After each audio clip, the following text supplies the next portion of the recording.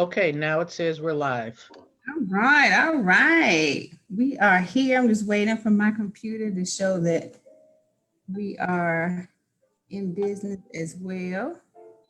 How is everybody doing so far? Good. Yeah. Everybody doing good. Elections over. I'm happy. Elections over. We got a new president. Thank God. Hallelujah.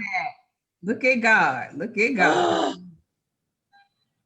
Look at God. Okay. Couldn't take another minute. I got a special treat. Hey, Kendra.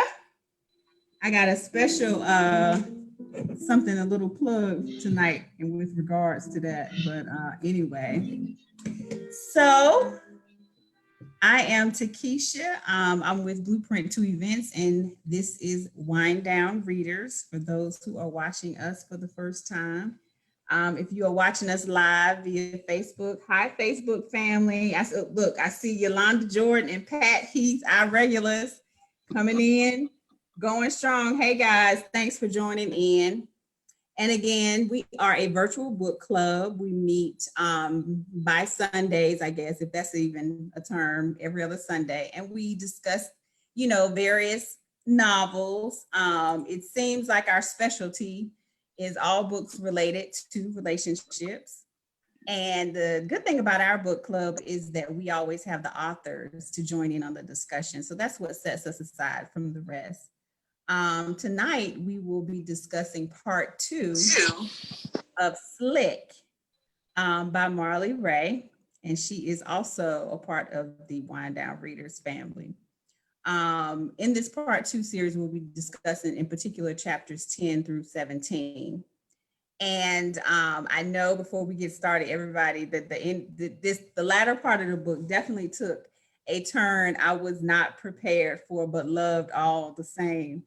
So without further ado, we're going to get this going so we can talk about what we came here for.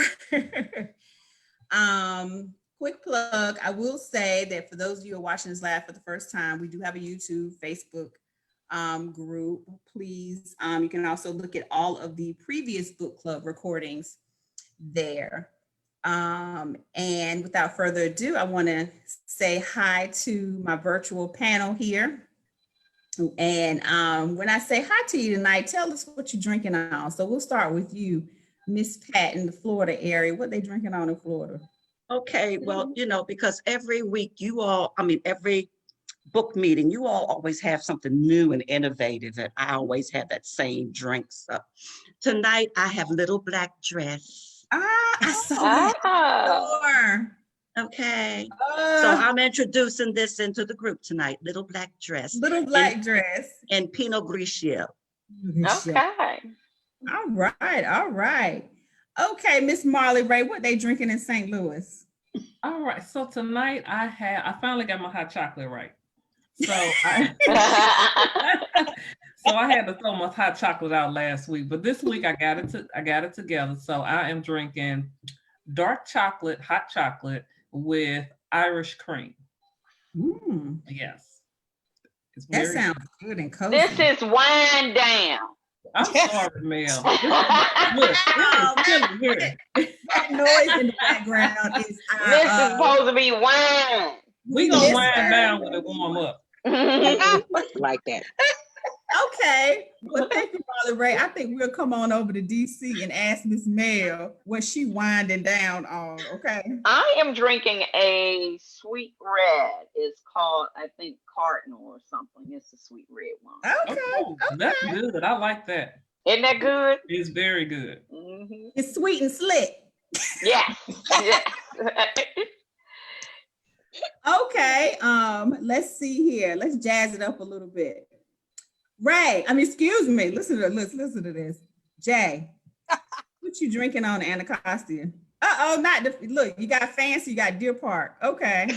Deer Park. I didn't know they sold Deer Park in the islands. High quality. Straight out of straight out of the Anacostia triple filter. You know what? You got to be from the DMV to understand that. I love it, Jay. I love it. That's right. All right. Miss Kendra Jenkins. Yes, ma'am. Kenny B, what you drinking on, Kenny B? What they drinking on in the VA? Ooh, California memories. I'm still riding with my boy Snoop and a California Red. All right. At you. I'm not mad at you. All right, Miss Gloria in the DMV, what you got going on, girlie? Well, you know, I'm a Stella girl, so I have Stella Red Apple in my Diva cup today. You got Diva, Oh. Diva nails too. I Wait, see Given them. to Me by Kendra. Oh, is that? Okay, so we're gonna travel to outer space for a minute. Deborah King, what they sipping on in the outer space in the Starship Enterprise? Well, Well, I have a Dragonberry toddy right now. It's basically hot tea with Dragonberry rum and a little bit of lemon. Oh. You know what? You always have some of the best drinks. I have to give it to you. My goodness, my goodness. Okay, Miss Dion Lowry, also known as Miss Shamel. What they drinking over there in Alexandria? I'm having water. Oh Lord, what's this? Jay ain't taking no more recruits. It's been a very busy weekend, and I think I need to hydrate. Okay. I'll let you have that one. I'll let you have that. And we're gonna go to Houston. Miss Nene from Houston. What they drinking on in the TX? Let's see. I'm drinking some Prosecco with a splash or two. So basically a mimosa. Oh, okay. All right. Well, It's I will let y'all crown that I know. was drinking last night. I didn't want to say that now we was live, but you know. Well, I will say this in honor of supporting Black small businesses. I ran into a vendor who does these custom specialty drinks and cocktails. See, mine is empty right now, but y'all can appreciate it. It's called Ready Sip and Go.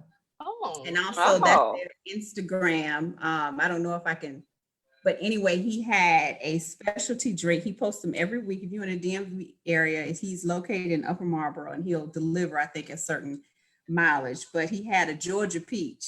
And considering the climate of this election year with Georgia, so I got my little glass with my name on it. I love this glass. So I'm sipping on a little Georgia peach from Ready Sip and Go. Wow. Okay. All right. Let's see what our Facebook family is drinking on. Let's see here. Deborah Davis. Hot chocolate sounds good to me. It's cold outside. She is funny. All right. And then we have Stephanie Gordon Thurman. Okay, now, Stephanie, you know how I am with pronouncing these names. I'm going to give it a shot, but I'm pretty sure I'm going to miss. It's Boss Moscato di Asati. Got fancy on us tonight. Diasti. You said Diasti? Yeah. Diasti. Okay, I haven't had that. So yeah, she, and let's see who else. I think that's it that's chimed in so far. All right. Well, before we get started and talking about Slick, I like to, you know how we do post cheers to Marlee Rae. Cheers to Marlee Rae. Thank you. First book of the love movement. Yeah, I'm gonna get to what I got to say. This was a ride and not down a ski slope. It was definitely a ride. So real quick, for those of you watching us for the first time, I'll be real quick and let you know a little bit more about the author, Marlee Rae. Real quick, she currently resides in the St. Louis metropolitan area. She also is the author of 5 outstanding must-read novels. The Something About Love series has Something Old, Something New, Something Borrowed, Something New, Something Blue, Something New. And now we are reading Slick, which is under the Love Movement series. And also there's an upcoming book that she has just finished that we will be reviewing soon. We don't have it on the dates just yet, but just know we will be reviewing. It's called Wet. And that is our author tonight, Miss Marlee Rae. So what is Slick about? You know, for those who don't know. Well, Malcolm Montgomery, who is referred to as Slick, dominates the mountains and commands the legal world. He perfectly balances both sides of his unique family life because he is known for taking care of what he loves at any cost. The only thing is he has not found is true love. So Tia Phillips, who is also known as Tweet, is a young firecracker determined to chart her own course in the world without help from anyone, especially her family. Tweet has placed her life on hold while she pursues her career goals. When the pair meets on the ski slopes, will they proceed when they figure out that they are in different stages of life? Will he be able to capture her, or will she stay on her original path? So for those of you who have not read Slick, that is what Slick is about. All right. So let's get to our discussion topics for tonight. So I will say, I talked to someone who I was, telling them, hey, they were talking about, hey, I heard you got a book club and I was looking for a good book to read, but I need something that's not too long. And I said, well, that's it's funny that you say that. The current book we're reading is excellent. And I think would consider it a medium length read. And so he asked me, well, if you had to describe it, how would you describe it? Like, don't tell me what the book jacket says. How would you describe it? So I thought about it. And I said, well, if I could describe it in just a couple of sentences, I said, it's a love story. But to not give you any details about it, but tell you about it, it's like a boy meets girl love story with the me familiar, Sue familiar twist. Mm-hmm. Mm-hmm. So that was what I gave. I hope I did it justice, Marlee Rae. So yeah, I thought that was interesting that I was asked that. So our discussion theme tonight is actually a question. I take care of what? That is our theme tonight. So going into our first topic, we know in chapter 11, Slick gets to meet Tia's parents. And it was a little fast. She described it as a little, a little bit taken aback about it. Was a little uneasy, but, she let Malcolm kind of meet her parents. And when I just wanted to know from you guys, in your opinion, when is it appropriate time to meet the family of your significant other? Or does it even matter? Who wants to go? It doesn't matter. Doesn't matter, Mel? I don't think it matters. Well, and this may sound a little sexist, but I think women don't put as much weight into parent boyfriend meetings as men do. I'm like, you can meet somebody tomorrow. I don't mean you're gonna be around here. Next week. I don't care nothing about it. So I don't think it matters personally. You don't think it matters? What do you think? Well, Jay? wait a minute. Are you saying parents? You're saying parents, right? Or your main family. Okay. Yeah. I probably wouldn't necessarily introduce someone right away to my children. Mm-hmm. But grown folks, it doesn't matter. I wouldn't put too much, weight into it. But some people do. Some people do. Okay, Kendra. Well, I think different factors come into it: age, upbringing, and background. A girl from the South, and you have big families that come. Of course, families are gonna cross. And a lot of times, that's how you get a date. Wait a minute, you related to who? That's true. You know that's who? True. Right. Oh, okay, well, you get a pass, and we actually see that. That's we actually true. see this in this book. And I remember I tried to date somebody one time, and they were like, "Okay, where are you from?" Well, I'm from New York. Yeah. Well, he's not from around here. We don't know his people. Yeah. But then again, if you're past 35, 40, that may not be relative, or is it important as meeting a family, or especially if you have a small family. That can be intimidating both ways. So it just depends. It can be important at some point, it's going to cross paths, but it's like age, upbringing, and environment. Yeah. Okay. Age, upbringing, environment. Okay. Well, now suppose you got a crazy family. If you got a crazy family, you don't introduce them. If you got a crazy family, he needs to love you first. They don't come until after the wedding. Right. Or right. He needs to love you first. No, if your people are crazy, You don't want him to start sizing you up and saying, No. oh, is this what I'm in for? Nah. Because when you marry somebody, you gonna marry that family too. Yes, you do. You marry the You ain't- family. Yes, Hey, you Miss do. Pat, with a you ain't smile, never, Miss Pat. Miss Pat, you ain't never lied. Yes. Spill, Jay, You do. spill. Yeah, you ain't. Hey, look, I gotta watch what I say because we're live on Facebook and I can't. Here we go. But yeah, But you you do find out. marry family. Yeah, Hey, you do. hey, look, you find out where she get it from because You know- the whole damn family was crazy, with the exception of a couple of them. A couple of them had level heads, but the other ones, and I'm not throwing any names out there, but you sit back and go, wow, okay, it all makes sense now. Wish I had a known. Yeah, it all makes sense. Yeah. So the moral to the story is I shouldn't introduce nobody to my family until they fall in love with me. Yeah. Hey, look, hey, look. Get advice, Mel. Let them love you first. Hey, look, and you let better them make love sure. you first. Hey, Miss Keesing, and you better make sure that they all the way love you. Okay.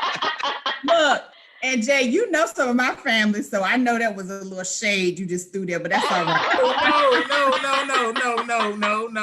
No, that wasn't directed at you at all.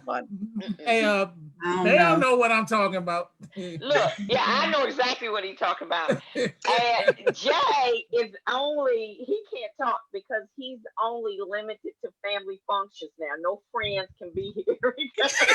You know why, Keisha, right? You on know how to probation. Yes. Oh, Yeah. oh my goodness. Look, we don't have to go off live to talk about that one. I know. But I have Deborah Davidson. She said I think it depends on how invested you are in relationships, but do not want to know if he has a crazy family. Oh, she don't want to know if he has a crazy family. She don't want to know. You better find out. She better know. She better know. You know what? I think it's different if they have a crazy family and they're close. Like you can have a crazy family and not be close. I guess it won't really affect you, but Yes, if you it got will. a crazy family and you're and No. let's just say, Malcolm had Right. a very different type of situation. He kind of came with two sets of parents Right. to the table. So that was, granted, he handled his home life very well, I think for the most part. Now Bliss, we got to let Bliss do what he wanted to do. But everyone else seemed to be kind of controllable. But yeah, I guess with me, I'll give my opinion since I did ask it. I have to have a somewhat of we have to have a really strong friend connection. Because I'm gonna tell you, I'm from the South and I have family and we're extremely close and we are extremely ourselves. I don't have time to explain to you why somebody I agree. Now, if he's sensitive, he can't come right. He can't. Oh, he wouldn't last. He wouldn't last. You can't be sensitive. You can't be sensitive. Let me tell you, if I want to get rid of a guy, no. Can't be sensitive. So yeah, you can't be. Yeah. Definitely. But if you want to procreate, that might be a factor too. If you plan on really getting serious, then of course you meet the families.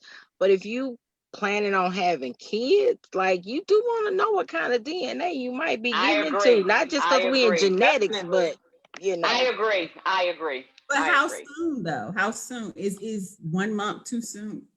2 months too soon? I think it depends on the age, Keisha. If you're saying, I think if you're younger and you're like, okay, this may be a potential mate that you mate with, I definitely agree with Kendra. Yeah, you want to know what's gonna happen. But at this age, mid 40s and 50s, you can meet them tomorrow. I don't care. Yeah, I agree. It doesn't mean anything. I agree. It just doesn't mean anything. It don't.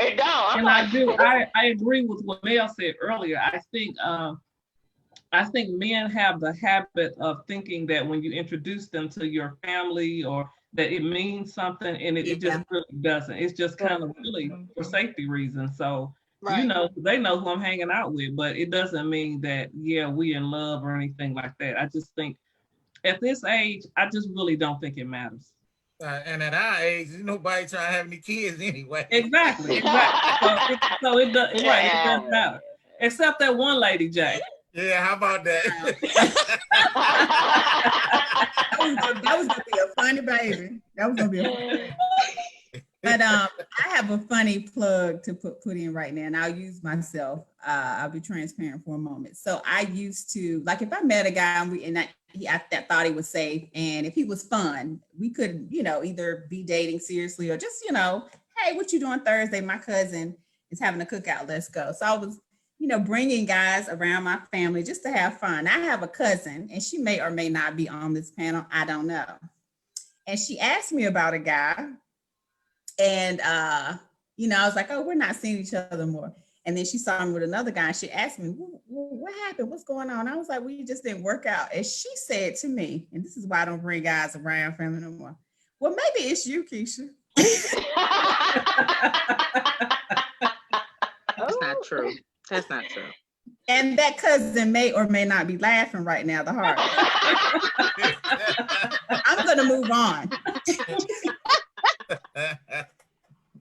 So that's Look, I can say that because sometimes it's me. Right? I'm like, sometimes, it's me. It's you. Okay. It's not you, Takesha. Thank you. Hey, look, it's not always the woman that's crazy. Now, I think y'all get a bad rap. I agree. Because men are crazy too, and I know some crazy ass women that I'm sitting there looking at them while they're explaining to me, trying to rationalize, and I'm sitting here like, really, man? Tell me you didn't do that, or tell me you didn't say that. So all women aren't crazy. I just want to throw that out. No. Thank you, Jay. Absolutely. Thank you, Jay. I'm with Marlee. It's a safety. Past 40, it's a safety precaution. It really is. It's more of a safety of, hey, this is where I'm going. This is who I'm going to be with. I mean, because I've met my current boyfriend online. So for me, I had to introduce my family to him a little earlier because we did click really fast. And we were hanging out a little more, during COVID, starting like picnics in the park and stuff. But I had to let them know this is where I'm going. This is who I'm going to be with. This is his license plate number. Like, There you go, girl. Yes. Hey, Marlee Rae, does that sound familiar? Maybe not. I'm paranoid. I'm gonna need to know everything. Yeah, I know that's right. Let's see what our Facebook folks are saying again. So we have Miss Stephanie Thurman. She says, my family is old school, so I have to really like the person. Me too, Stephanie. But since my cousin shut me down, I ain't bring nobody around them cats no more. Tracy Wright says, when the relationship becomes serious, we can meet families. Okay, Yolanda Jordan says, I will introduce him to my family when I'm engaged. He is funny. See my homeboy pass by. All right, and Patty says she agreed. Okay, that is funny. So I guess, okay, all right, different perspectives. I appreciate it. So moving on. I wanted to ask you guys, because I'm trying to channel my emotions as I read these books. And I just wanted to know, how did you guys feel when Tweet hired Bliss against Slick warning her not to? When dating someone new, is it important and respectful to handle their family members the way they advise you to do so? Now, this is what I'm saying to you when I ask that question, meaning, like you said, we know our family.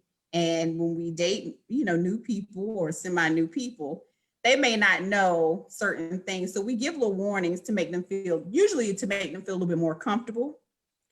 But I wanted to know how you guys felt about that, because I understood Tweet's response. I probably would have said the same thing she said, but in reading the book, I thought it was going to be a backlash with it. I don't know if you guys thought the same thing. I thought maybe like, oh girl, you done got in trouble. Bliss getting ready to do something. I told you not to go there. So what do you guys think about that? You mean hiring a family member? Like if you are dating someone, right? Mm-hmm. And you may say something like, hey, my mom asks a ton of questions.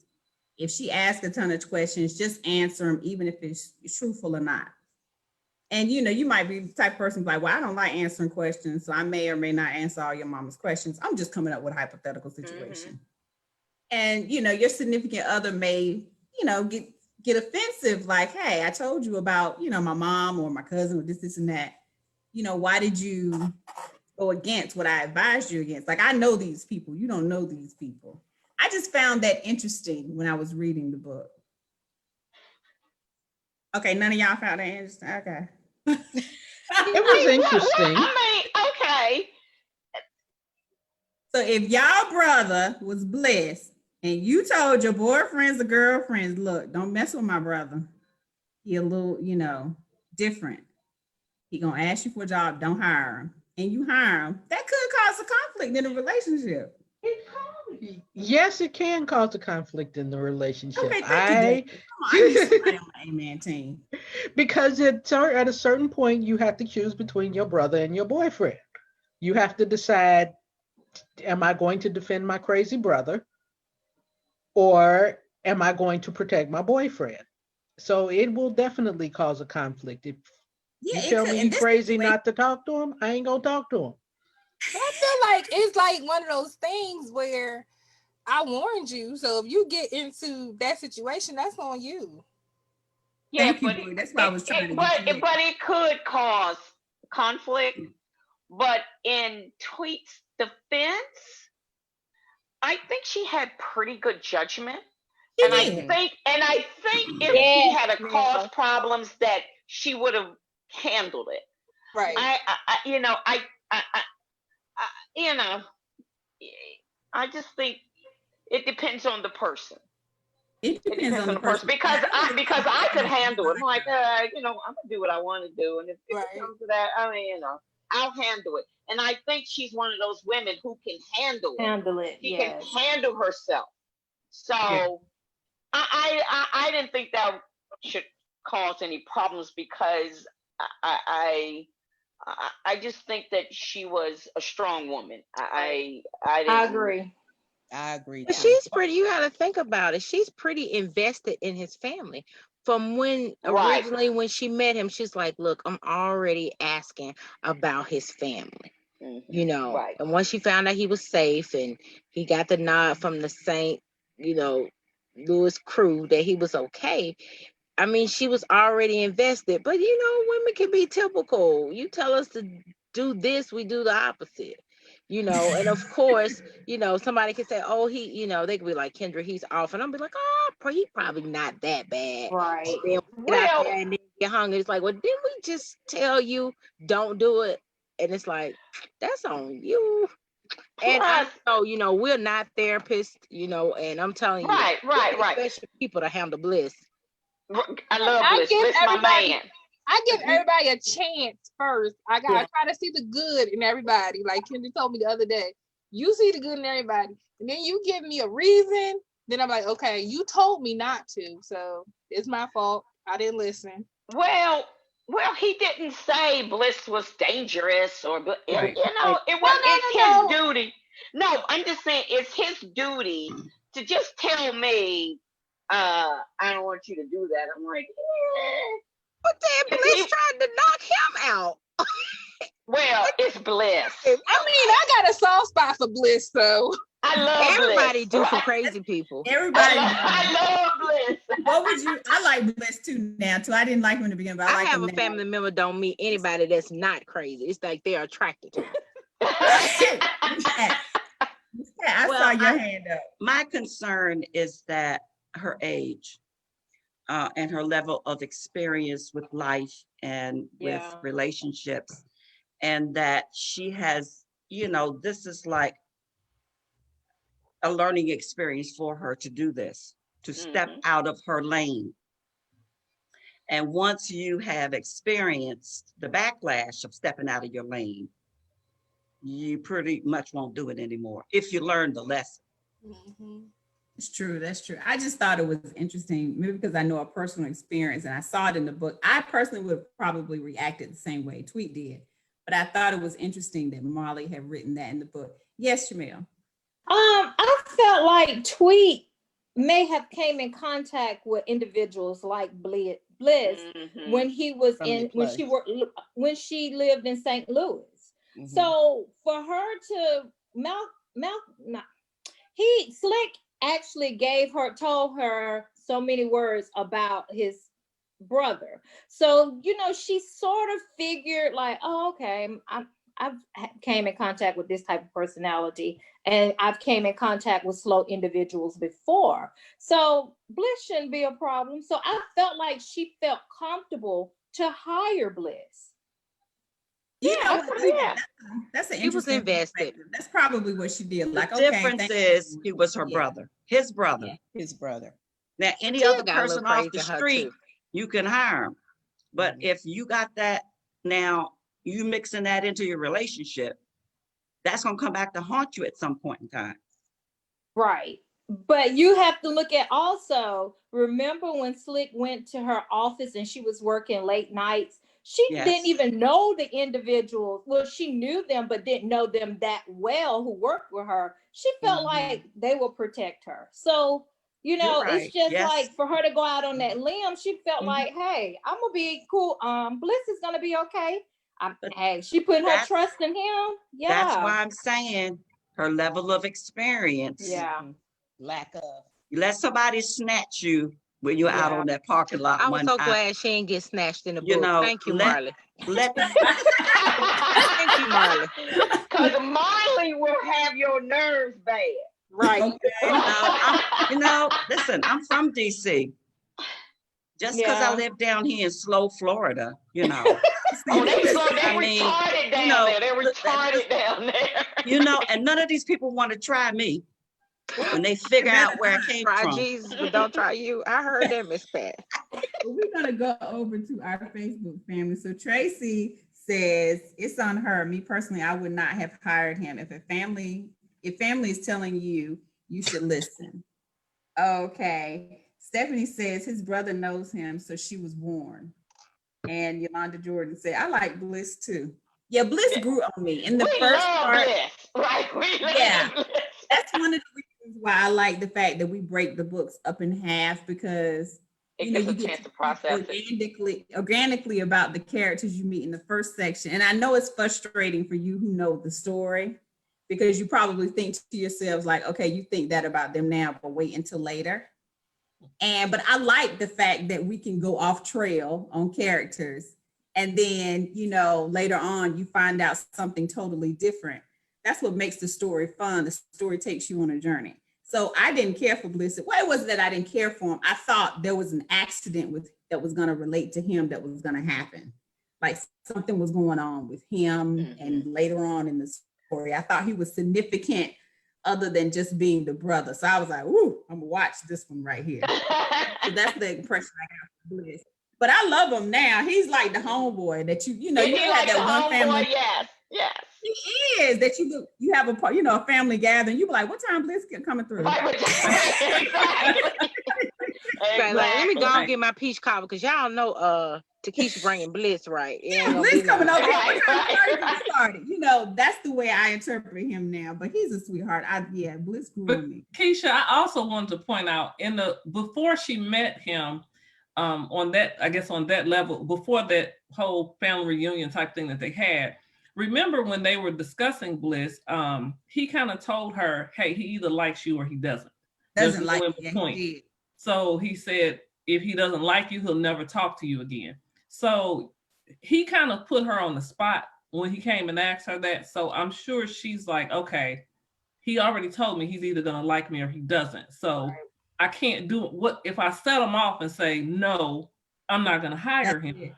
Yeah. For one day job. Then, what if he doesn't like me? So you have to look at, I would say you have to look at the entire context of the situation based on what Malcolm said. He didn't say not to hire. He did say like, hey, he either like you or he doesn't. He's a wild card. And I have no idea whether he's gonna like you or not. So you have to don't look for me to control him when he don't like you. Right. And then I took it as he was trying to give her hints like, hey, like I already told you, but she wasn't really reading the hints to say, I can't hire you. So it was like, they had a communication thing going on too. So it was like, he was like, oh. And she was like, Bliss wasn't happening. Bliss was not happening. He like, no, I'm not leaving. I'm going to stay here and I'm going to let her answer it. And Malcolm, I'm not talking to you. So Right. Right. If I had, you know what, Bliss could be a powerful salesperson. I'm gonna tell you why. That mob knows the jewel in persistence. He was not letting her get away. Let me tell you, Bliss know how to close the sale. He probably we know he working for Takesha. You're not going nowhere until you hire me. So you may as well. I was reading that and I was thinking to myself, see, that's the gumption I should have every time I approach a client and stuff like, look, what's the problem? I ain't going nowhere. So today good is not good for you. Okay, so Friday after 2 works. So Friday. Right. All right, cool. And you have to nod just like that because that convinces them to nod as well. Right, yeah. Because you so Bliss not gonna be your PR person, but he is definitely gonna be your closer. Yeah. Right. The whole name. Takesha. The whole name, right. The whole name. So yeah, I fell in love with him at that moment. That's when I was like, oh, this is my homeboy. But Right? I love Bliss. She compared both of them. She said, so, oh, you and your brother is just alike too. You stalked me and came on my job. Yes. He was like, I was stalking her. And you're right, he's very persistent because he was like, yeah, so you gonna drop me off at her house? I just got you out of jail. Exactly. You didn't say thank you. But let's see. Tracy said, yeah, Bliss is a gentle soul. Remember how he connected with Slick's adopted father? Yes. That was very, oh my gosh. Yes. And that's one of the things I loved about this book. And not to jump ahead. Well, you know, I'll save that because I definitely wanted to talk more about that, the dynamic of the two families, you know, sharing the connection with Slick. So moving on, in the book, Tweet comes across a major maintenance issue within her building. She's forced to seek outside financial resources to properly resolve this issue and does not want to inform or involve Slick in the matter. Slick finds out from another source and feels disrespected. How do you feel about how Tweet handled the situation, and would you have done the same? Yes. I would have did exactly the same thing she did. Me too. And he need to mind his own business. He wasn't invited to participate. He needs to shut up and step off. Exactly. And that's what they say. Exactly. That's coming to you from the Starship Enterprise. Anyone else? I just gotta know. I need to hear from y'all because anyway, I'll wait and hold my response. Well, maybe in his view, he thought they were closer, you know, and I can see how that might bother a fixer like he is. Mm-hmm. So if you see him, he's a fixer. So I can see how that kind of rubbed him the wrong way. Mm-hmm. So I probably would have done the same thing, but in retrospect, I can see how he felt kind of disrespected. And because A, he thought they were closer, B, he's finding out from someone else, and C, he's a fixer. So, yeah, so I can see how he would be upset. I can see how he would be upset. I'm not mad at him for being upset. Is what I'm saying. I like that. You're not mad. That's a good way to put it, Mel. Before we move on to anybody else, I've been dying. Mm-hmm. I wrote this question with Miss Pat in mind. Miss Pat, I got to hear your take on this because you will shut a man down when he steps over this or not. So I have got to hear your response to this question. So you know that's why I was keeping quiet.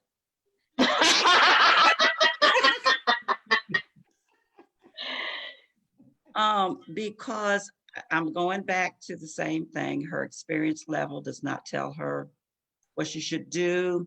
At that point in the story, I was starting to think he was a little bit controlling. Mm-hmm. I was starting to have trouble with that. And I'm not sure that he understood her position where she was saying, I've always been under the coattails of my whole family to help me do everything. I want to fly on my own. Please let me have my freedom to do this on my own. And she didn't really know how to control that because the relationship was in the center of her life at that point in time. So, and he needed to control, he needed to be in charge. He didn't feel that she knew what she was doing because she was younger than he was, and he was more experienced than her. And so therefore, you know, those are the kinds of things that are difficult in relationships. And the one thing I have to always say, when that romance is over, if you don't have a good friendship, you got nothing. Okay? So if you can't be friends after the puppy love, you need to go your separate ways. And it takes a lot of different experiences to get to that point where that you can be friends and have a relationship. Okay, Pat, I want to ask you a question now that you said that. Okay. And that's why I said that he thought that they were closer than that. Yeah. So he did. So if we're friends, if we're friends, so if one of you all have a plumbing problem, yeah, I can't imagine like someone I speak to every day not mentioning that. Yeah. Right. Yeah. So if you're friends, so that's why I'm not mad with him. I probably have done the same thing, but I'm not mad with him because I was like, yeah, but y'all supposed to be kicking it. It's supposed to be close. And I understood her position. So the friend, you know, if you're friends, I would have probably liked for her to have told him. I'm not mad at either one of them. No, I'm not saying you're mad. No, I wouldn't be.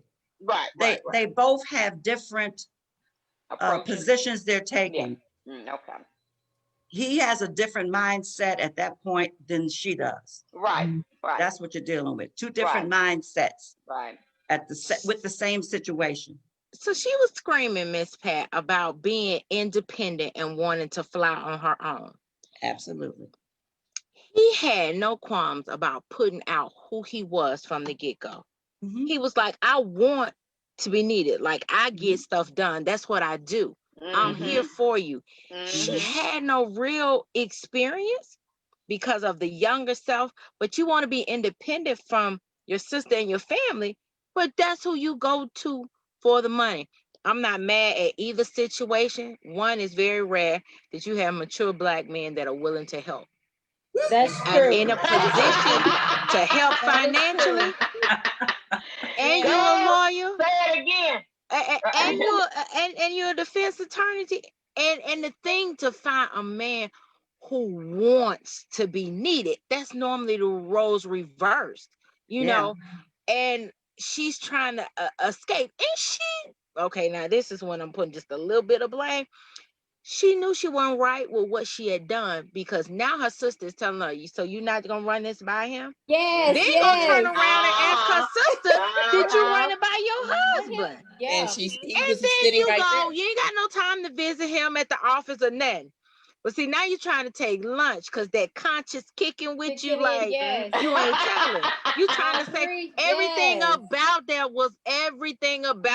was you knew you was wrong. And don't get me wrong, from, you know, an only child growing up, I feel like if it's always going to be me, it's up to me. Even for the first couple of years being married. And now Gloria, in so many ways, got me on this little love click show when you talk about how couples argue all the time about certain things, and you go like, one's trying to see it from a man perspective, one's trying to see it from a woman perspective. We just gonna be mad, we just gonna be right. And I'm just like, it's not really to have a fight to win. I mean, we can aggressively and passionately have a conversation. Because me, I'm not a middle person. I'm always solution driven. But if you're in a relationship or a marriage, I don't care how bad it is, that's who you always go to. And he's always offered that. And you know he's got your best interest at heart, whether you want to whether you want to accept it or not. And you don't find really men that do that. a black man? No. Right. And let me tell And then you. and Cam telling her the same thing. Oh, Yep. you over there rolling with Malcolm. Okay, so you're not ready to try to kick it with him, but as he said, so you okay with me seeing women. So it was never issue. She always knew where he stood. She just wanted to fight against the grain. Right. I think she wanted to. Here's the thing. I understood. I'm like Mel. I got where he was coming from. Like, we in the bed every night, and it What? Like, yes, it's a hard day. I had this maintenance issue, but I said, I handled it. But it was this maintenance issue kind of scared me. I handled it. So what we gonna eat tonight? She could have gazed by it like that. But Kendra, you're right. She kind of knew what she was doing, and I think in the back of her mind, she knew it was gonna. She was hoping it would never come up, but I think she knew there was a chance. That it. Let's see what I think. As a man, I mean, come on. As I can imagine, just I'm coming home. I done had a blowout. I'm 2 hours late. I'm just like, oh, I just had some car technicals. And 2 weeks later, Corey's like, yeah, Corey Kendra was calling me all crying, and because that blowout 2 weeks ago, and he looking like, wait, what? It's just like I know that's a challenge. It just makes his manhood too. It tests his manhood. How you gonna be your man and I'm in a position?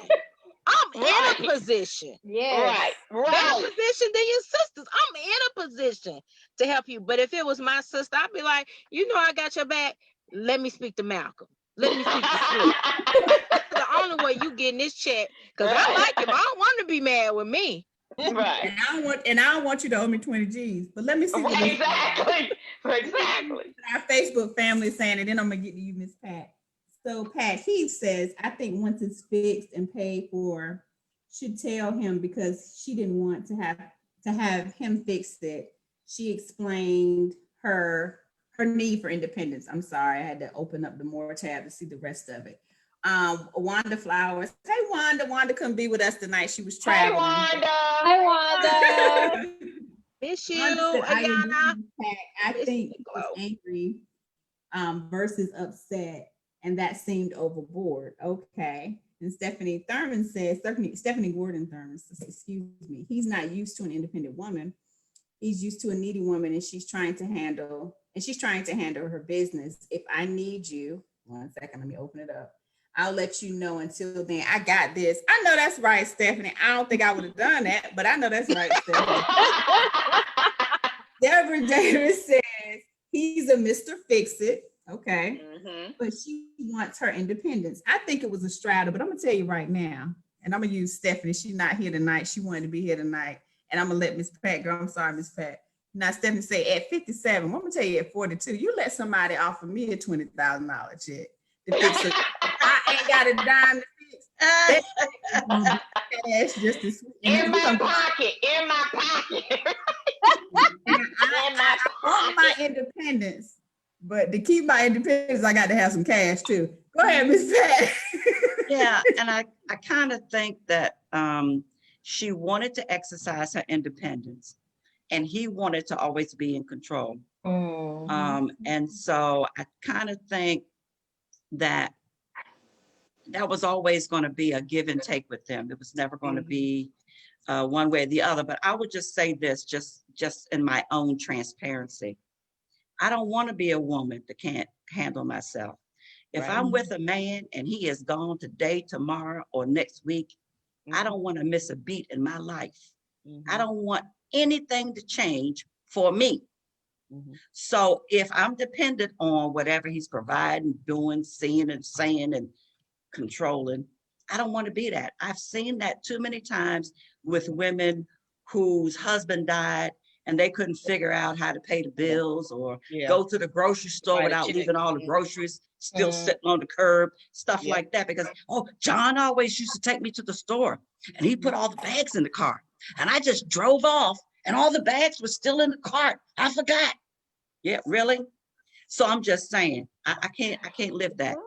Well, I agree with you, Miss Pat. I didn't think that's how she was, because Tweet was a strong woman. She wasn't, even though Was she was strong. young, She was a working on strong being girl. strong woman. So, She was working on it. So there's some point to where there's pride, and you can't allow sometimes your pride to get in the way because you think I'm going to lose something. Yeah. At some point, you got to be mature and say, you want to know what? I need this money to maintain my business, and I'm going to take it.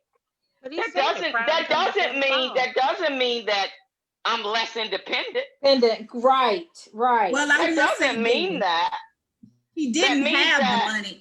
He my man. I'm sleeping with him. He better give me that check. And I don't want to owe you because a man will feel you. You owe me. Nothing.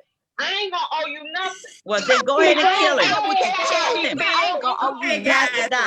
Okay, guys. Nothing about how he feeling. Mel, I agree. All right, we're gonna get these responses. Deborah, you had your hand up first. I think we're gonna get to Nene. I think you had your hand second. So what were you gonna say, Deborah K? I was just thinking about how every time she didn't say anything to him about it, because every time he would get into his Mr. Fix-It mode, he would shut her down and make her feel stupid. And she knew that is exactly what was going to happen. So she got it taken care of, handed her business. He was bossy and controlling. Okay, so I'm gonna get Nene. I didn't get that. Yeah. Okay. Go ahead, Nene. I did. I felt the same way that you did, Deborah. And I also looked at it from this standpoint that it was still a brand new relationship. And I'm not going to go to no man and have them try to help me out financially with something that I'm trying to do. So yeah, she did go to her sister who she didn't want to go to, but that's family. And that's somebody she's known all her life, not a man that's been in her life for just 3 months. I'm sorry. I could not ask a man for $20,000 for to help or advice or something. And her sister guided her in the right direction of what she needed to do. Now, yeah, she did ask her if she had discussed it with Malcolm. And I think that she should have, but I would not have allowed him to give me any money. I'd have shut it down. Like, this is what I have. This is the problem I have. This is what I'm going to do. And that's it. But me, he was so good at shutting her down. Every time she tried to speak up for herself, he would shut her down. He shut her down. So he shut her down. It only made sense for her to not do it. Okay, guys, we're gonna let Mel go.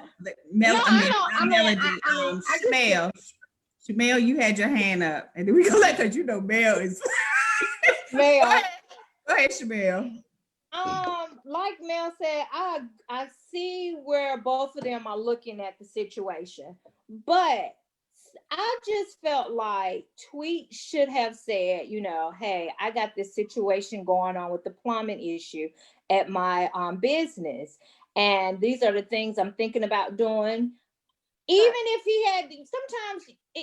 she had to hear the suggestions, at least she had an idea how to go about it. And he knew about it.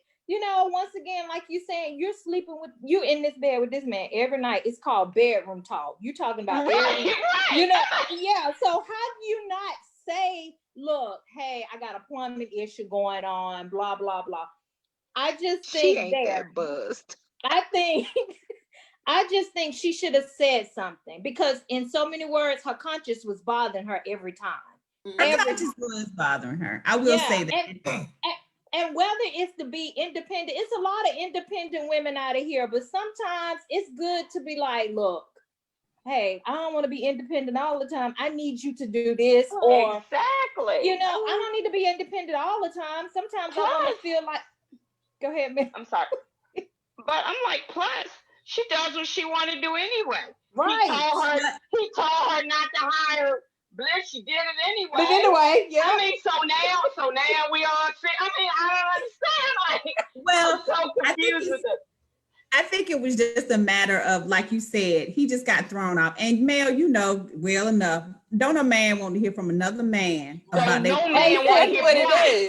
Whether it's a sister or not. Right. And then you don't hear it on the masculine basketball court. Yes. He's not having to my manhood. That hit him hard. And they know what Malcolm pockets look like. Be like, dude, you right, girl, right. You ain't, and you know that ego bigger than that basketball court. Right. But I will say, like Miss Pat said, her level of maturity is still climbing. I love Tweet, but it's still climbing because if she wanted to make sure she could have discussed it with him. He would have offered her 20 G's and she would have said, no, this is what she could have said no. Right. She could have said no. And I believe he would have gave her a reason. I can take a loan from you and then we can set it up to be paid back. If you want to wait and he would accept it and do something, we can stop the payments. But until then, this is how it's gonna go. I appreciate I love the fact that you want to fix everything with me, but let me tell you, I can do things on my own. And it's important to me. She can use her adult words, right, Takesha? Right. She could have done that. I like the characters. Well, realistically, he would have stopped by the job, by her building, and that plumbing work would be going on. What's she gonna say about that? Basically, I wouldn't have said a damn thing. I wouldn't have said a damn thing. I'd be like, get it done, baby. Get it done. That's the kind of man I want. No. See, I didn't want to set y'all off like that.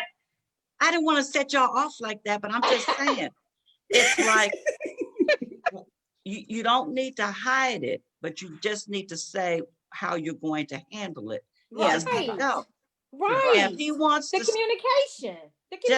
Just say, look, I got this under control, but it is happening. And I may be busy longer. I have to deal with these contractors or whatever, and let it go from there. But you know, I'm not going to tell you thing to me is a slightly immature way to handle something. Right. Yeah, it was very. I got to learn that along the way. Yeah. And as much as I don't want to admit it, Nene, you're right. After 3 months, nobody should be taking a $20,000 check from somebody they're dating. Wait a minute. Wait a minute now. Wait a minute.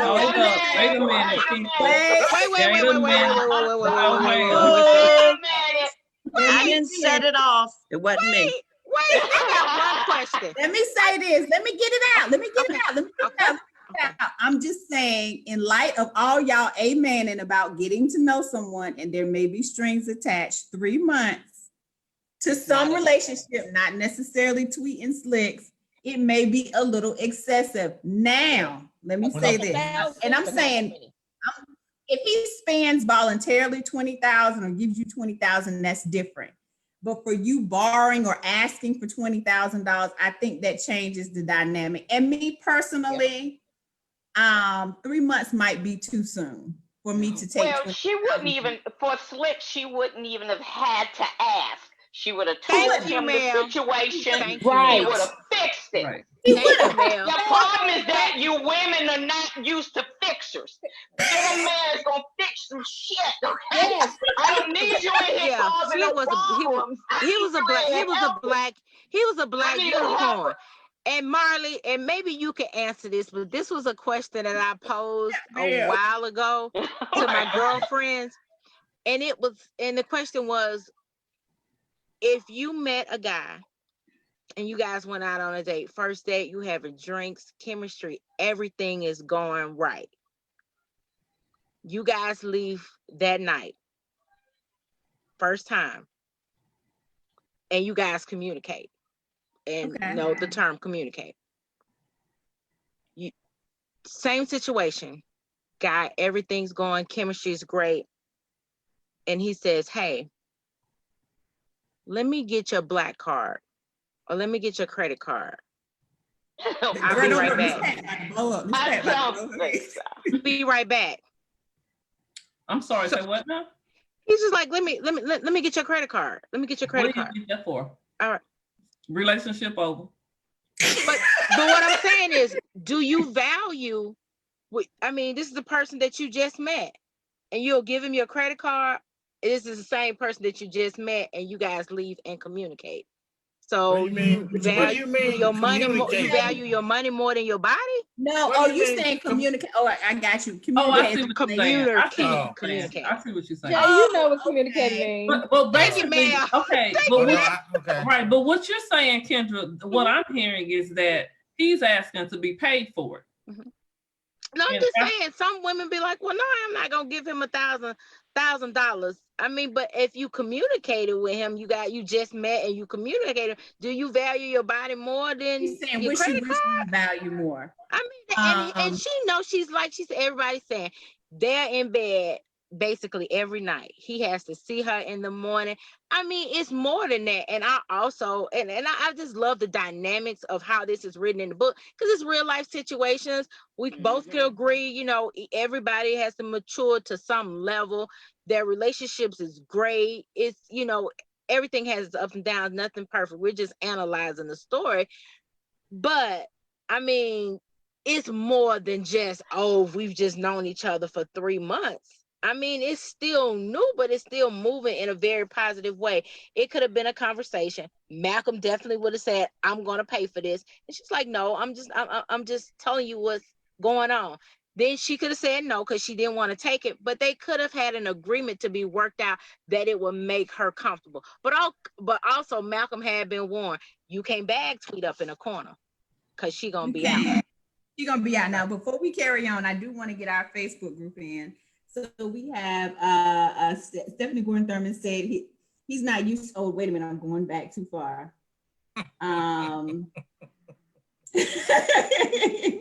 Let me see here. Where did I get it out? Oh, okay. Wanda said she said, hey, I miss you guys.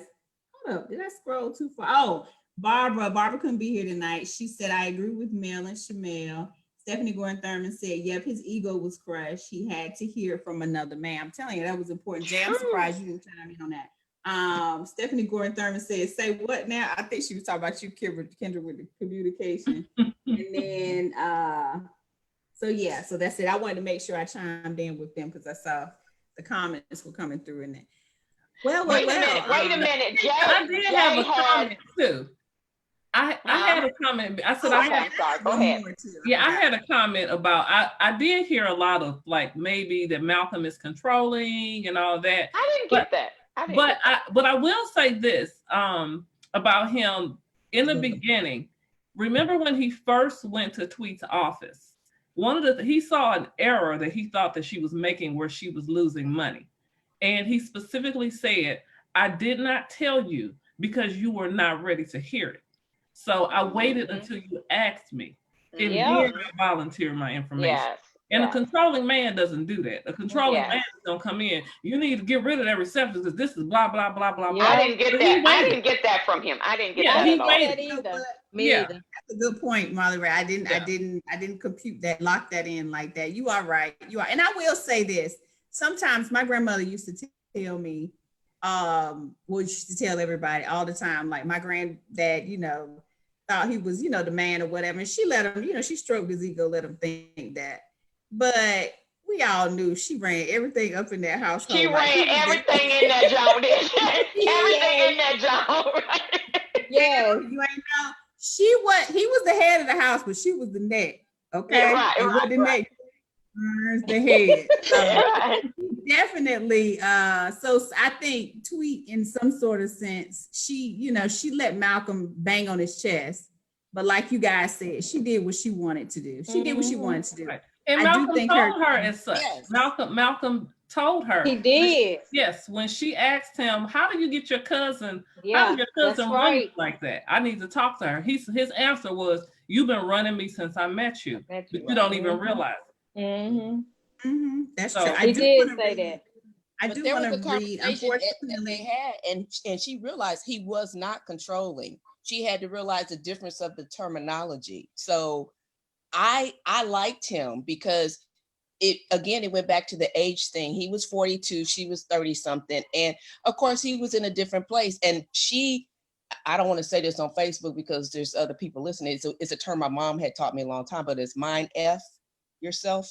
But it's like she kept doing it herself. And just instead of just, you know, chilling and laying back in the cut, to learn from him where he's already been, to teach her those things too. But he wasn't controlling, you know, in the beginning. Yeah, I didn't get that. Wasn't controlling. There was different. The terminology was totally different. He was just a good man. My favorite part was. Now, I do want to say this before we move on to the next question. Man, time flies when you're having fun, right? Well, can we talk about Karen? We gonna talk about Karen? We're gonna get into Karen, okay? Perfect name, by the way, Marlee. It sure is.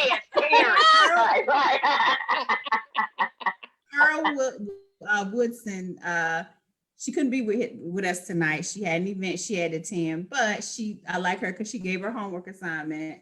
And one thing I love about this group is that we all have different opinions and different perspectives, and we all laugh and joke and respect everybody's, opinion and whatnot. So I'm going to share with you her remarks. And she says, "So what is it with people named Malcolm? Both Deborah and Marlee have written truly, hold up, my notes just flipped. Give me 1 second, y'all. We gotta hit it. Oh Lord. Oh man, come on, technology. Sorry, y'all. I didn't click the screen off and I can't. Is it the technology, really? Oh. That's your cousin Could it Bliss. be you? Could Your it be you? Cousin Bliss. That was your cousin. Anyway. Could it be you? God. I deleted some of it. My site, Mel, leave me alone.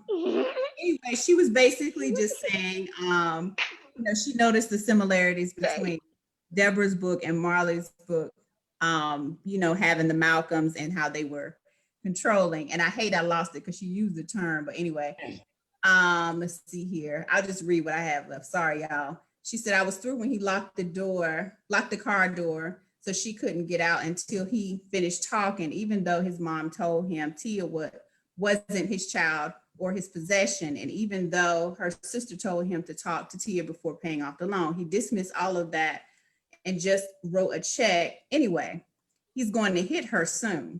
She can try counseling, but guys like this don't change. They just escalate. I also wanted to ask the guys in the group, shout out to Alex, he couldn't be here tonight. Do men really go around saying, I'm the man, I'm the man? What you are should be obvious. And when you have to constantly tell people what you are, maybe you aren't. Take care. Happy holidays. Everyone stay safe. So that was, this is the, she wrote What the Mirror Sees. She was the author. We had Dr. Cheryl. No. Okay. I thought you said. She couldn't be here tonight, but she wanted to chime in. So we're going to move on to the next question. This is my favorite question, topic. Let's talk about the dynamic of the two families at the end of the book. Oh, okay. Malcolm's biological and adopted families. This is one of my Marlee Rae's, because she kind of wanted to know about this question. So since this is my favorite question, I want to go first. So I'm a big family girl. If you know me, you know I love my family. I adore my family. And I loved how Marlee wrote this book and how everybody had the connection and the consideration of each other. I did too. I did not find a person, and my favorite, I'm jumping ahead, but I'm just going to say it. One of my favorite characters outside of Tweet and Slick, the main characters, was Marie. Yeah, I love the fact how she put herself to forcefully make decisions that were the best for the family. Yes. I think she is a beast. I love Marie. I loved how she handled the situation with Slick, even though it was uncomfortable and she had to make some hard decisions. And I can only imagine her thoughts, when seeing her husband, thinking that the child was deceased. But, she did what was best for the family and for him as a child. Mm-hmm. So I wanted to hear your take on the dynamic of the families, and how did you feel about reading them? Could you have done, I don't know. When you're dealing with a family that loves that one person, it is almost impossible for somebody to not get too selfish, That you two men sharing a son, you got two women sharing a son. How often does that happen? And nobody kind of has the tug of war.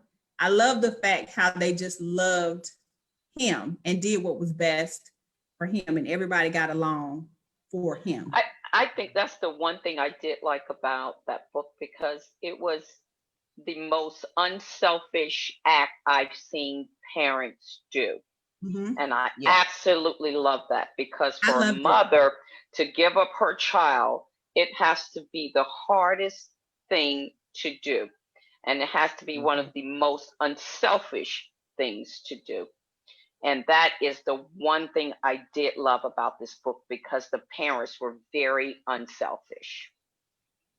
And I just really love, he really had the best of both worlds. You know, he has like, he's an only child over here, a little structure over here. He got the little wild side over there. He got the little wild side. Yeah, got a little wild side over there. I mean, it's like,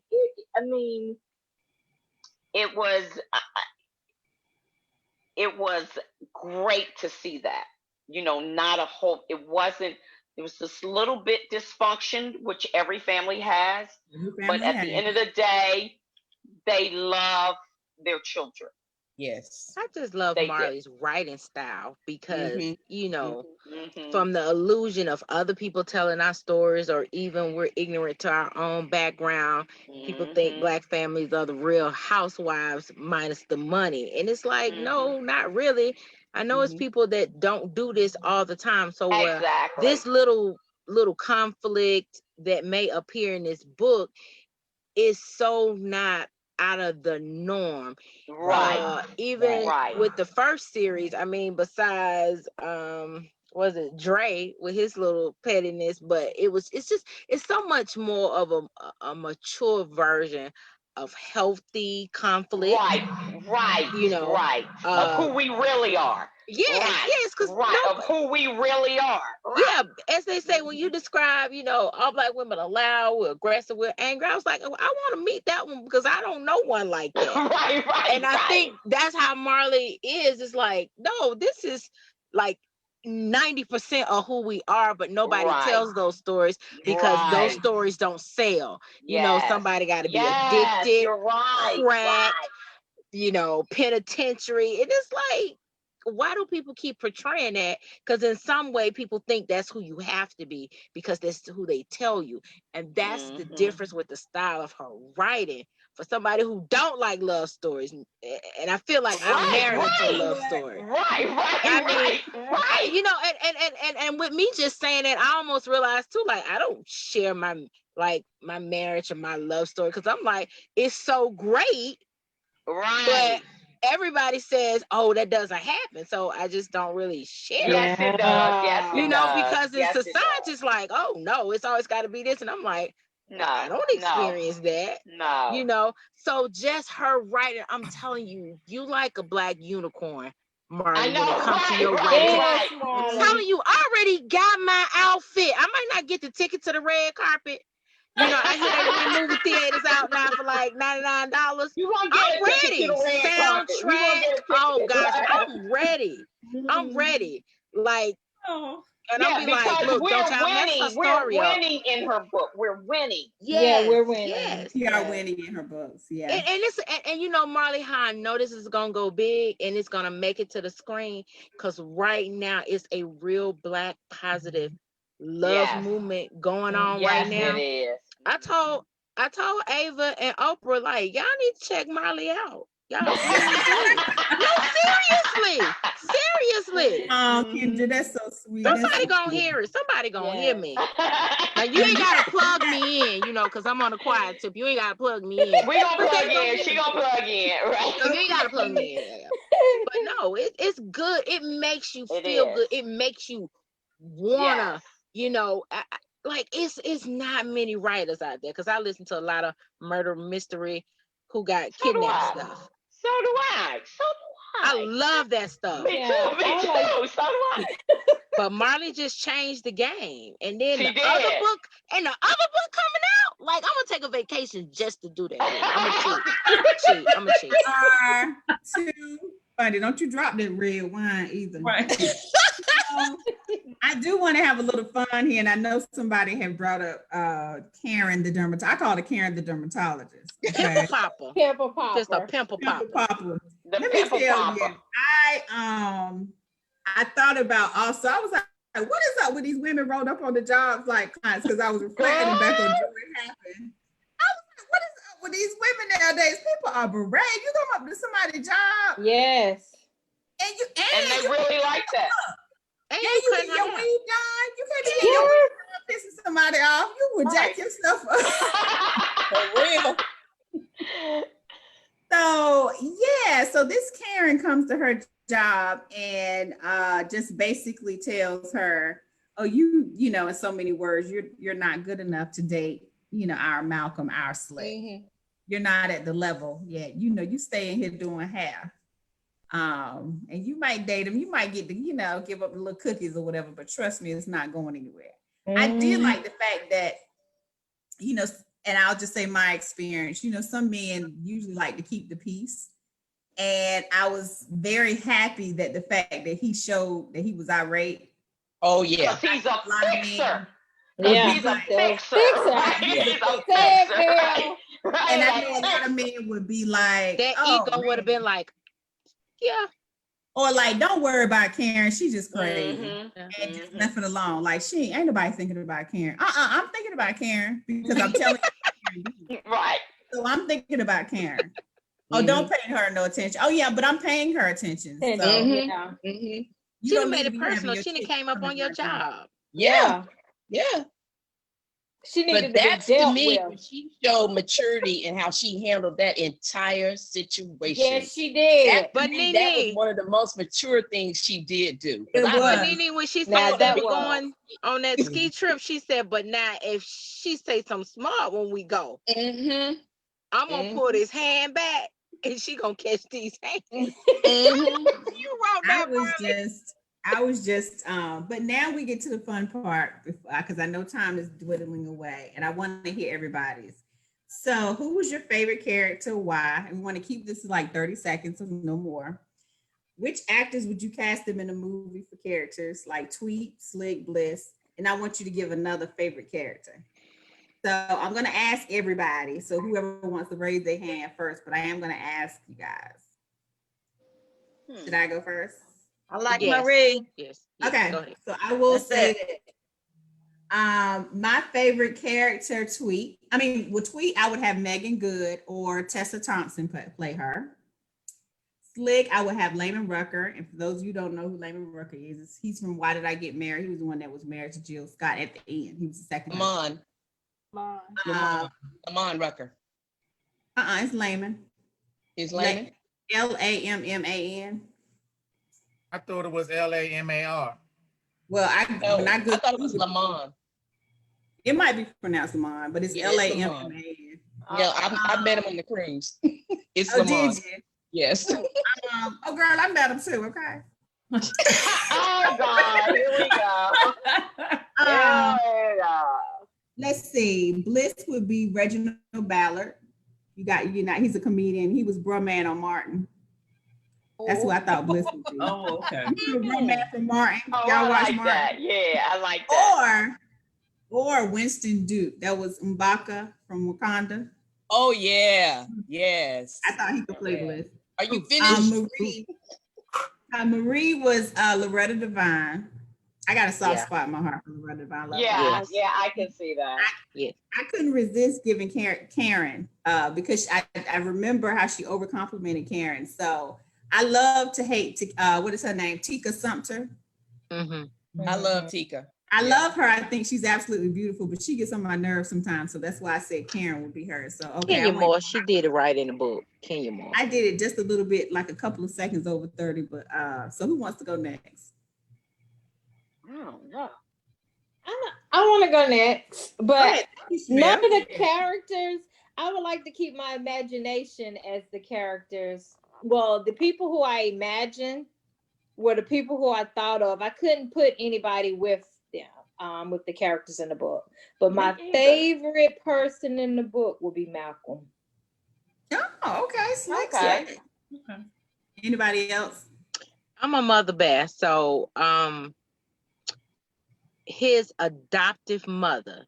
Yeah, that would be so mean. Oh, okay, you cute. Okay, our grandkids gonna look cute. You know, the dynamic to keep the peace. Like, I want you to, I'm not gonna tell you, but if you ask me, okay, you want to meet your family, I'm definitely gonna be positive about that. I'm gonna keep you in the group. Now, somebody got their butt whooped when they tried that crap at the first key getaway with the somebody got their butt whooped.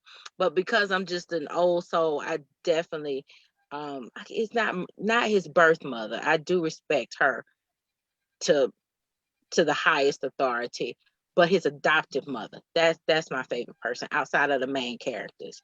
But yeah, she's my favorite person. I'm with you. I liked Phyllis too. Yeah, I liked Phyllis. Yeah, I like Phyllis too. She is all right. Marie was my girl. Who else next? Okay, I'll go to Facebook. I like Bliss. Go. Thank you. Go ahead, Gloria. I like Tweet was my favorite character, but I think also I see a lot of myself in her, always striving to be independent, and it's hard for me to want to ask like for help.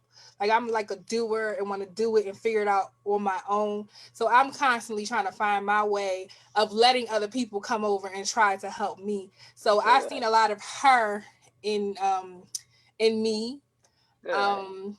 But I don't know like who I could have her playing her or any of the other characters really. Takesha really could play Tia. Tweet. Girl, I would have took that $20,000 check so fast. Go ahead. Especially with the height. I liked Bliss. Oh, bliss it up. I like Bliss because Bliss brought a little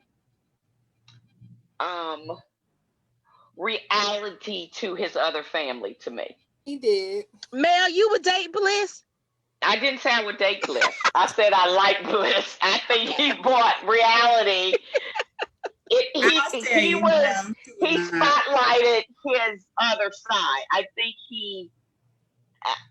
I think that's where it came together. Like he got a little bit of crazy, he got a little bit of structure here. Get that medication right. He might be fun. Yes. I like Bliss. Bliss brought some character. He brought some fun. He brought some fun. Yeah. Anyone else? Okay, I'm gonna go to the Facebook. I'll go to Keisha. Okay. So, I'll tell you who my favorite character was while I was writing, and aside from Malcolm and Tia, Bliss was my favorite character to write, and the reason he was my favorite character to write is because he brought levity when things got too heavy. Mm-hmm. So anytime there was a serious situation going on, like when I'm writing and I'm like, oh my goodness, this is weighing me down, Bliss would pop in my head. So Bliss was never, he just kind of created himself. So it was like, really, really heavy, because he was never supposed to be part of the story. Because usually when I'm writing, I just sit down and start writing. I don't do an outline. I don't do anything. I just start writing. And what happens is different characters just start appearing as I'm writing. And anytime I'm writing something that's too heavy, I have to have some type of levity. I have to have some type of fun. And Bliss was that for me. So every time something got too heavy, Bliss would show up. Literally every time I wrote some, every time. So that's why he became kind of part of the story for me. Well, I appreciate it because I laughed at Bliss. He made me chuckle throughout the book, especially when he would take on the job and like the family become Bliss. No, you need to address me by my regular name. I am on the job, okay? He was crazy. I like that. I love how you always with you and also with Deborah. When I asked you guys, I'm always fascinated about the writing process. And I know with you and Deborah, you both said, when I asked you about how did you come across the story, how you come across these characters, and you guys say, they just talked to me. They just came to me. These characters, the story just came to me. I find that very, that's a talent. I think that just kind of defines your talent when you're able to let the story and the characters, translate through you within your writing. But I do want to get to the when it goes to Netflix, who's going to play Bliss? Deborah Davis says, sorry for your loss, Stephanie. Thanks for okay. And then let's see. You had some good choices. Yolanda Jordan says Malcolm, she wanted to Lance Alonzo. I can see him playing. I can see that. Yeah, I can see that. I can see that. And yeah, I think that's the only one. I thought I saw someone else post a character. Yeah, okay. I guess not. So yeah, I can see Lance Alonso playing. Well, I will say this. I loved how you were able to write a relatable, unrelatable story. And I hope you continue to do that. You exposed me. Now I'm so intrigued by skiing. I don't know what to do. I done looked up skiing online and this and that.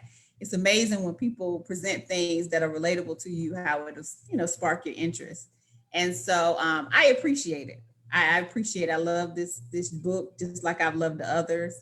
And I hope you stay encouraged with your talent, because you are truly, and I'm speaking to you, Marlee Rae, you are truly talented. And yeah, I love the book, just like, everyone else. And I want you to, can you give us a little bit of a teaser about Wet? Just a little bit. I mean, this is our last one for the year, so I did. Okay, so I will, what I can do is I'm gonna pull up the, I have the cover on my phone, but Wet is actually, it's finished. And I sent it off to the editor actually Friday before last, and she's kind of backed up. So she should be getting to it sometime this week. So hopefully by the time she finishes and we go back and forth with the editing process, it'll be out by the end of November, I'm hoping. But Wet is, remember the whole Love Movement series, it kind of focuses on hobbies and things that are not necessarily traditional or common in African-American community. So Wet is going to focus on scuba diving. And scuba diving has the same type of club and membership that NBS does with skiing. So there are Black scuba clubs kind of all over the US. So it's going to kind of focus on that. The lead in that book is actually going to be from the first book, from the first series, which is going to be Dale, which is, right. Yeah, Dale is divorced. And he did mention that. Yes. Yeah. He's still diving. Yeah. Right, exactly. So, right. So what's kind of happening with the next two books? All three of the books are taking place simultaneously. So you can read them actually in any order. So the common ground with all three books are going to be at the restaurant. So you saw Dale and his date at the restaurant in Slick's We book. gonna have some equine stuff. Yes. Kendra is the best. So, and then the third couple was also in the restaurant as well. That's going to be in the third book, which is going to be called Ride. So the third couple, Yes! So the third couple, that was the couple that Malcolm and Tweet spoke to on the way out. So has the horses in Maryland. Right, exactly. Right. So that'll be the third couple. So what is happening is that the books are taking place kind of all at once, but they're all kind of taking place. So you'll kind of see different things that's going on. You'll kind of understand kind of more of what went on in the first book. You'll get to see kind of in-depth things in the second book. Okay. So I think, so, and I can't really tell you who the love interest is, because I just want to see if everybody's I won't tell you at all who Dale's love interest is, but because I did not, I didn't necessarily say her name when you saw her at the restaurant. She wasn't introduced. She was not introduced, but don't bring her in as Dale's girlfriend and don't name her like you did his wife. Okay, I need a name. I know. Well, let me say this: she has a name. She definitely has a name, but I didn't say her name while she was at the restaurant. But her name was mentioned in the first book. That's all I can say. So her name was definitely the first book or the first series or the book we're discussing tonight. In Slick. Her name was mentioned in Slick, but it was not mentioned at the restaurant. It better not be Cam. It better not be Cam. No, it's Cam. Mystery. You gotta reread Slick to find out. So I can't wait for you all to find out who his love is. Well, I can't wait to when. Wait, I can't wait either. So as soon as I get, as soon as Marlee Rae lets me know. You gonna show us a little picture? Oh yeah, well, let me show you the cover. Let me pull a cover up. Oh, I want to see the cover. Okay, let me see. Just like what is it? The PS5 for me. Okay, let me see if I can pull it to see if you can. Girl, stop. Woo! That's what. Let me say. Wait a minute. Hey now. Now, Jay, you didn't tell me that you modeled for book covers. Go, Jay. Hey, Jay. Get a people what they want. Hey, I'm a plus size model. Me too. Oh my God, I love that cover. Oh my God. So we know Dale and Shay. Okay. Look, all y'all boys are. I know. So you getting all these high fives here about this book club cover, girl. So yeah, let's see here. Stephanie Gorman Thurman said Marlee Rae is my little big sister and my shero. That was sweet. That is sweet. That's my sister. Yeah, I know. That was sweet of her to say that. Well, I will say this is our last book club of the year. We're going to give a break for the holidays. As soon as Marlee Rae lets me know when Wet has been released officially, I will post it all over the place so you guys will know and be able to get it.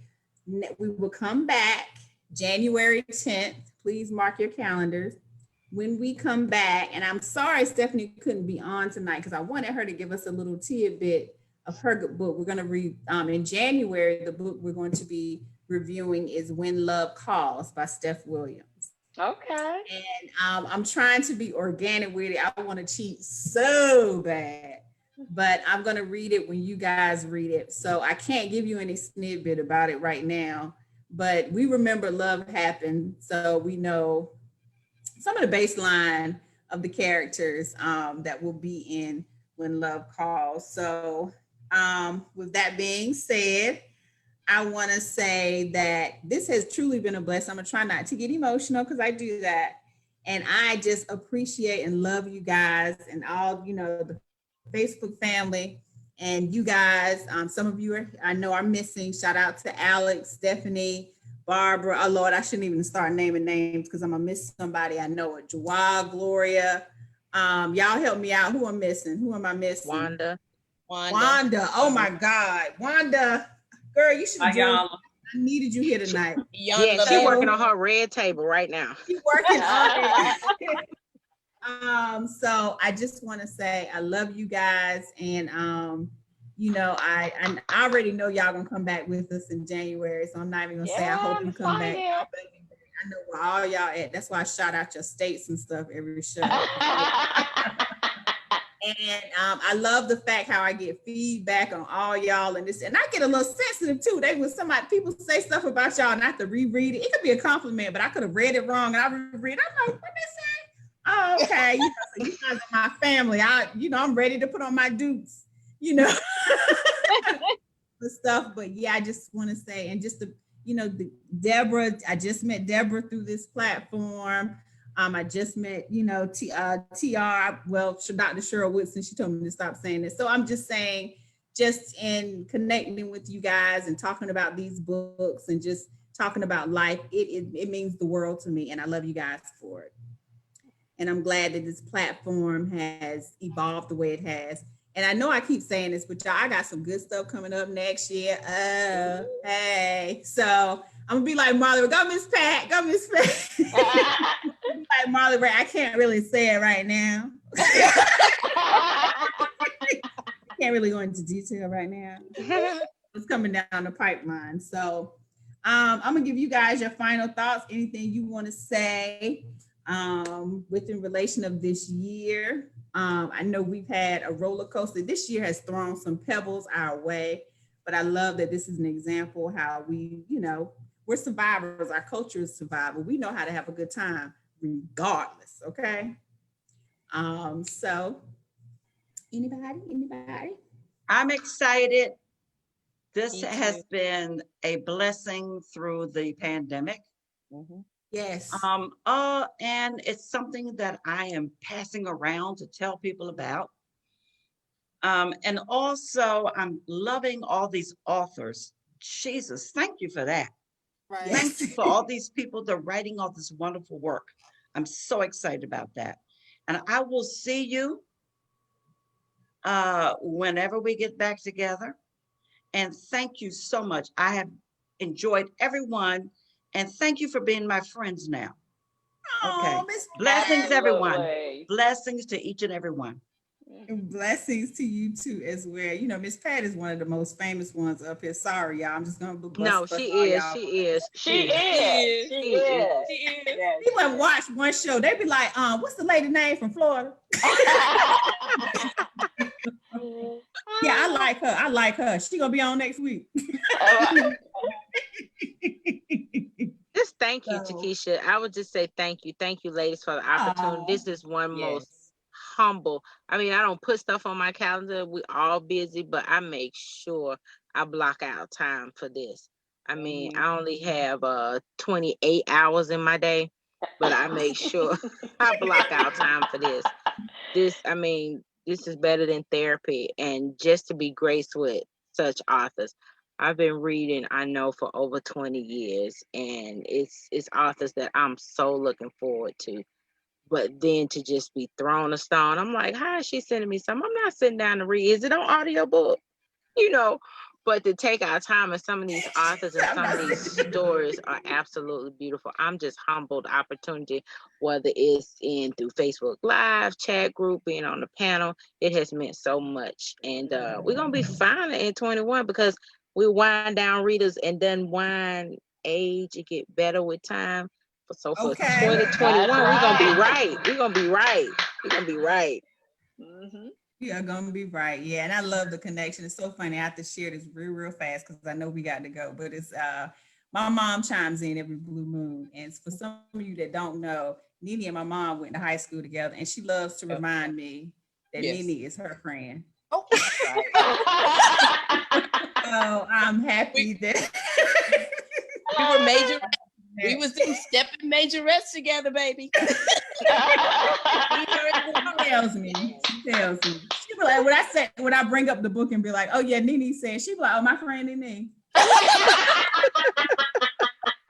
Let me call my girl when we get off this call. Why you gotta say that? Yeah. So I thought that was hilarious. But I will say, yes, Glory. I just want to say thank you to you for putting this platform together during the pandemic. It's definitely brought people from all walks of life together, form our opinions, hear things, meet, new authors, different style of books that we may not have tried before. And you just definitely have a gift of doing this. And I'm like, Kendra, you know me, I got 1,000 things going on at one time, but I enjoy book club. I enjoy the book so much. And I'm like, Kendra, when we come to St. Louis, we definitely meeting up with Marlee Rae. You know that's right. Because I mean, I love that city already, but I'm telling you, they got us going everywhere. Chicago. Yeah, we're gonna come to Chicago to see Deborah too. Hey, Deborah, well, we're gonna have to get some money and some and plan our lives to go see Deborah because she's taking us to outer space for sure. But it's definitely the pandemic has definitely taught us how to survive in a different way, how to adjust and still have enjoyment in life. Granted, I know we're all sick of the mask and everything, but we have found different ways to connect and still continue to live life and be safe. And happy holidays to you all. And I can't wait for us to come back. Happy holidays. Well, guys, I love you. And this, whatever drink you have left, I do have a cornerstone here. But mine gone. Yeah, I'm done. Let's drive. Look at this Pat Porter. Cheers. Let's drive cheers to 2000. I love you guys. I love you guys. Yes. I can't wait till I see you guys in a couple of months. I know. So I will see all you wind down readers in 2021. Yes. All right. Hey guys, hey Keisha, wait a minute, Keisha. Is it possible, like, can we, like maybe send pictures and we can post like for the holidays of like what we're doing? Yes. Yeah. Love that. I would love that. That would be great. Okay. So we can stay connected. Yes, I would love that. We're family, so yeah, let's do that. Oh, thank you, Mel. Okay. That's a great idea. Okay. All right, guys. Y'all have a good love night. you. All right, love everybody. Bye. Holiday. Bye-bye. Happy holidays, everybody. Happy holidays.